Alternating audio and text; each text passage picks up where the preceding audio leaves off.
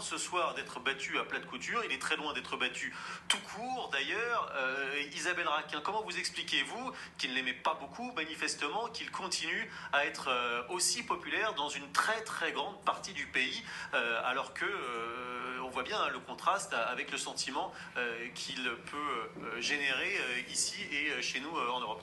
Alors il y a quand même plusieurs facteurs qui rentrent en considération pour la base électorale de Trump. C'est-à-dire qu'il a quand même il est resté déjà fidèle à lui-même. Donc ça plaît, le fait qu'il soit pas politiquement correct, ça continue de plaire à sa base électorale.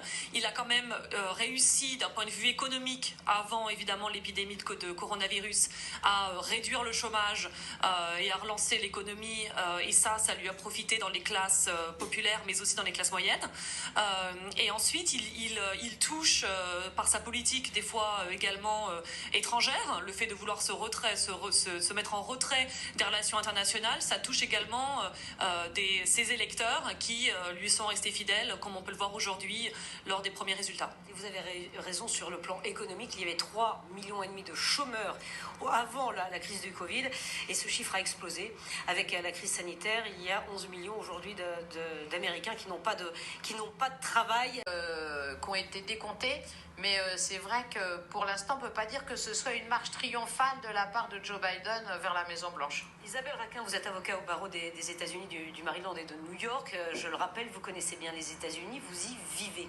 Vu de France, on avait le sentiment qu'il y aurait une vague bleue, que Joe Biden n'aurait pas beaucoup de difficultés ce soir à l'emporter, et ce n'est pas le cas quand on voit les résultats qui tombent les uns après les autres. Vous qui vivez aux États-Unis, quel est le bilan de la politique de Donald Trump? Qu'est-ce qui justifie ce soir le fait que finalement il y a une grande partie des Américains qui semblent satisfaits de la politique qu'il a menée jusque-là?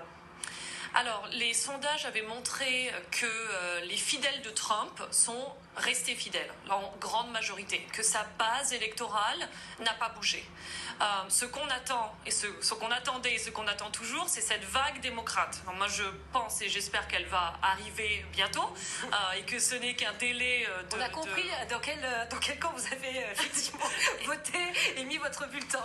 Et donc, c'est vrai que je parle de moi-même au pluriel en disant nous les démocrates, mais c'est vrai que c'est mon point de vue personnel. On attend donc cette vague bleue, et en fait, ce qui nous a donné l'impression véritablement que cette vague bleue va arriver, c'est le fait que les démocrates ont quand même mobilisé beaucoup plus, et on l'a vu dans les nombres de gens qui ont voté par correspondance, ainsi que les gens qui se sont déplacés aujourd'hui aux urnes. Les démocrates ont quand même mobilisé énormément. Et donc il y a deux stratégies électorales. Normalement, pour Trump, c'est mobiliser son camp, et pour les démocrates, c'est mobiliser beaucoup plus de gens, les inciter à voter, les faire venir aux urnes.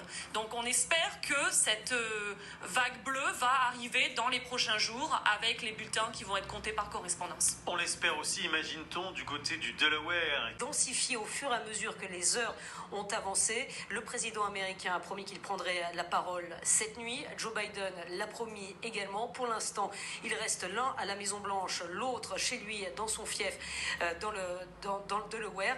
On attend que les choses évoluent. C'est vrai que Isabelle Raquin, vous qui connaissez bien l'actualité américaine, la politique américaine, quand on voit ces images, on imagine peut-être la crispation des Américains à l'heure où l'on parle. Ils sont devant leur télé, il est 23h et rien ne bouge. Oui, tout à fait. C'est vrai que c'est frustrant pour nous, observateurs, ou même pour nous en tant que personnes qui ont voté, qui sont quand même impliquées dans le système. Par contre, ce qu'il est vrai aussi, c'est qu'on s'attendait quand même à ne pas avoir les résultats ce soir. En fonction de la Pennsylvanie, qui ne va pas dépouiller les bulletins de vote qui sont venus par courrier jusqu'à demain. C'est le processus qui va commencer donc qu'à partir de demain. Donc on savait que la Pennsylvanie, ne tombant pas ce soir, ça allait être très difficile d'avoir un vainqueur ce soir déclaré. Donc plus on attend malheureusement, et plus les recours aux tribunaux qui vont se feront, plus le processus démocratique est aussi mis à mal. Et donc c'est pour ça qu'on voit des manifestations pour l'instant pacifiques, mais on espère évidemment tous que cela continuera et qu'il n'y aura pas de débordement de violence pendant qu'on attend la nomination, la décision finale du président de la présidence. Est-ce que cette décision, elle est entre les mains de vos confrères, des avocats qui sont en train de travailler, même si vous êtes plutôt plutôt expert de droit pénal plus que de droit électoral. Est-ce que ce sont finalement les avocats qui auront le dernier mot dans cette élection? Est-ce que c'est le scénario qui est en train de se profiler? Alors, ça sera certainement les juges qui auront le dernier mot dans Bien cette... sûr, mais après les plaidoiries de vos confrères. Oui, tout à fait. Alors, ce qu'il faut rappeler quand même, c'est qu'il y a eu déjà, depuis le début de la campagne, 250 recours qui ont été déposés dans presque tous les États des États-Unis. Et il y a eu également, et on attend évidemment les recours qui vont être déposés en fonction des contestations à venir. Trump a recruté une équipe de plus de 1000 avocats. Et oui. Non, mais c'est très intéressant. Est-ce qu'on peut se diriger vers un scénario qu'on a connu il y a 20 ans, 2000, Al Gore, Bush, où il a fallu effectivement que la Cour suprême tranche pour avoir le nom d'un vainqueur? Est-ce que c'est un scénario envisageable ce matin? C'est tout à fait envisageable et c'est en plus très probable. On a déjà eu la Cour suprême dans les quelques derniers jours qui a jugé justement l'un des dossiers en cours sur des questions du mode d'électorat.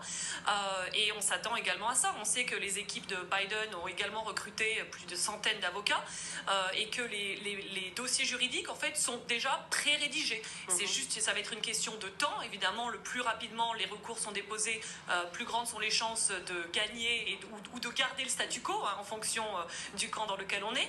Et donc, on sait que les équipes sont en fait prêtes. Pendant que nous discutons ici des résultats, les équipes d'avocats sont en train de rédiger les papiers pour les déposer demain ou dans les prochains jours auprès des tribunaux. Et les scores continuent à évoluer. Un État du Sud, un État traditionnellement républicain, aurait basculé dans le camp démocrate. Isabelle Raquin, il y a plein d'éléments qui peuvent expliquer ce basculement, qui serait d'ailleurs relativement large de la part de Joe Biden. Les chiffres dont on entend parler sont de 54%, donc c'est beaucoup, c'est pas la marge d'erreur a priori. Il y a peut-être le fait que, par exemple, la veuve de John McCain, qui est la figure politique de cet État et qui est mort il y a quelques mois, a pris fait et cause, non pas pour Donald Trump, mais pour Joe Biden.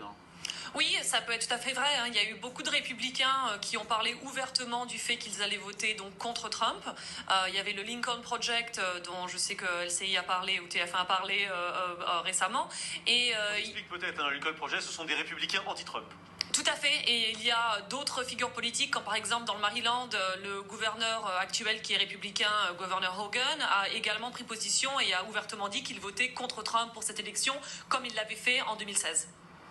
Alors, Sonia Kironi est avec nous pour continuer. Merci beaucoup d'être avec nous ce soir. C'est vrai que à 5h du matin, quand on a commencé cette soirée, les premiers indicateurs semblaient dire que Joe Biden allait prendre de l'avance, allait s'envoler en Floride. Visiblement, c'est pas du tout ce qui est en train de se passer. Est-ce que pour vous, c'est déjà une première surprise importante? Ah oui, tout à fait. On s'y attendait pas. C'est vrai que ce matin, on restait prudent quand même dans le camp démocrate, mais au fur et à mesure de la journée, on pensait quand même que les résultats allaient être beaucoup plus favorables à l'heure actuelle qu'ils ne le sont. Après, il faut rester encore très prudent. Beaucoup d'États, non, évidemment, on n'a pas les résultats. Certains États, on n'aura pas les résultats encore pendant encore plusieurs jours.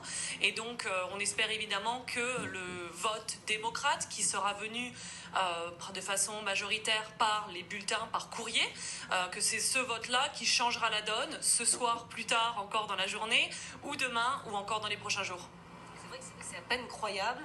Au moment où l'on parle, il est 5h du matin, heure française. Il n'y a aucun indicateur. Et vous voyez la jauge qui est en bas de votre écran, qui affiche les résultats en temps réel. Ces grands électeurs, on est vraiment, à l'heure où l'on parle, au coude à coude. Et on attend les interventions et de Joe Biden et de Donald Trump, qui ont dit, respectivement chacun, qu'ils prendraient la parole cette nuit. Pour l'instant, ils ne se sont pas exprimés.